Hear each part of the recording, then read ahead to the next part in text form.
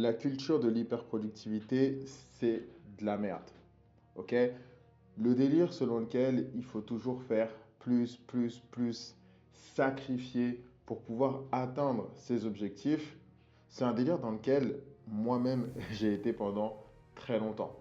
Et le truc, c'est qu'on confond énormément le fait de bosser dur, de sortir les doigts, comme on dit, et le fait d'abuser du bail.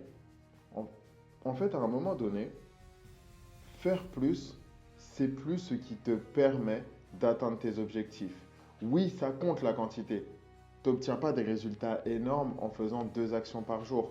Mais sans la qualité, ça n'a plus aucun intérêt. Mais au-delà de ça, on oublie un truc qui est essentiel, c'est vivre.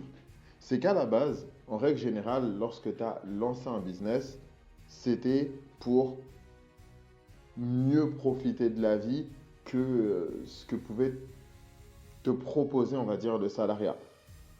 Sortir d'une certaine prison sociale. Et tout ce que tu finis par faire, c'est te mettre dans ta propre prison en te disant que oui, mais c'est l'ambition. Et tu es obsédé par ton business, obsédé par la performance, faire plus, encore plus fort.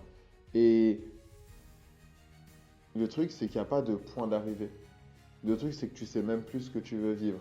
Et c'est qu'au lieu d'être obsédé par vivre des choses extraordinaires, tu es obsédé par faire des chiffres extraordinaires. Et tu vois, pour moi, c'est l'inverse que tu devrais faire. Tu devrais vouloir faire des chiffres extraordinaires juste parce que ça te permet de vivre des choses extraordinaires, pas sans aucun but. Parce que si aujourd'hui, tout de suite, je te demande pourquoi tu veux atteindre ton prochain palier de CA, qu'est-ce que tu veux vivre grâce à ce prochain palier de CA, est-ce que tu as une vraie réponse ou est-ce que tu veux juste l'atteindre parce que tu veux te la raconter sur les réseaux sociaux et dire je l'ai fait,